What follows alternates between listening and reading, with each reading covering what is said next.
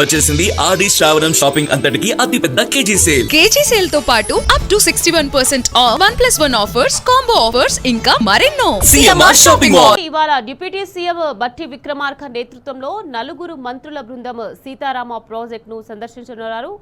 నలుగురు మంత్రులను నిలదీద్దామంటూ BRS party మాజీ జిల్లా అధ్యక్షుడు రేగ కాంతారావు పిలుపునిచ్చారు. మూడేళ్లలో కాంగ్రెస్ ప్రభుత్వం భద్రాద్రి జిల్లాలో ఏం అభివృద్ధి చేసింది, సీతారామ ప్రాజెక్టును ఏం ఉద్ధరించారని మంత్రులు సందర్శనకు వస్తున్నారని కాంతారావు ప్రశ్నించారు.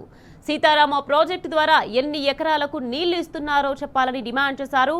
31 నెలలో తట్టెడు మట్టి కూడా ఈ ప్రభుత్వం తీయలేదన్నారు. ఖమ్మం జిల్లాలకు నీళ్లు ఇస్తే సంతోషమే, కానీ సీతారామ ప్రాజెక్టు కింద భూములు కోల్పోయిన భద్రాద్రి జిల్లాకు ఎందుకు నీళ్లు ఇవ్వడం లేదంటూ రేగ కాంతారావు ప్రశ్నించారు. ఇదే అంశంలో మంత్రులను నిలదీయాలని జిల్లా ప్రజానికానికి బీఆర్ఎస్ శ్రేణులకు ఆయన పిలుపునిచ్చారు.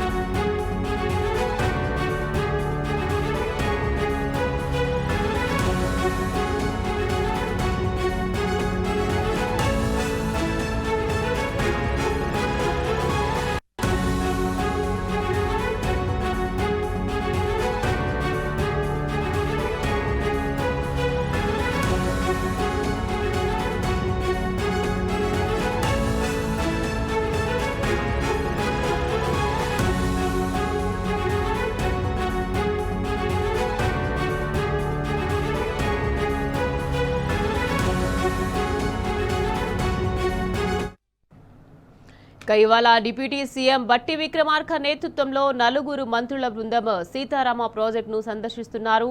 నలుగురు మంత్రులను నిలదీద్దామంటూ బీఆర్ఎస్ పార్టీ మాజీ జిల్లా అధ్యక్షుడు రేగ కాంతారావు పిలుపునిచ్చారు. మూడేళ్లలో కాంగ్రెస్ ప్రభుత్వం భద్రాద్రి జిల్లాలో ఏం అభివృద్ధి చేసింది, సీతారామ ప్రాజెక్టును ఏం ఉద్ధరించారని మంత్రులు సందర్శనకు వస్తున్నారని కాంతారావు ప్రశ్నించారు. సీతారామ ప్రాజెక్టు ద్వారా ఎన్ని ఎకరాలకు నీళ్లు ఇస్తున్నారో చెప్పాలని డిమాండ్ చేశారు. 31 నెలలో తట్టెడు మట్టి కూడా ఈ ప్రభుత్వం తీయలేదన్నారు. ఖమ్మం జిల్లాకు నీళ్లు ఇస్తే సంతోషమే, కానీ సీతారామ ప్రాజెక్టు కింద భూములు కోల్పోయిన భద్రాద్రి జిల్లాకు ఎందుకు నీళ్లు ఇవ్వడం లేదంటూ రేగా కాంతారావు ప్రశ్నించారు. ఇదే అంశంలో మంత్రులను నిలదీయాలని జిల్లా ప్రజానికానికి బీఆర్ఎస్ శ్రేణులకు ఆయన పిలుపునిచ్చారు.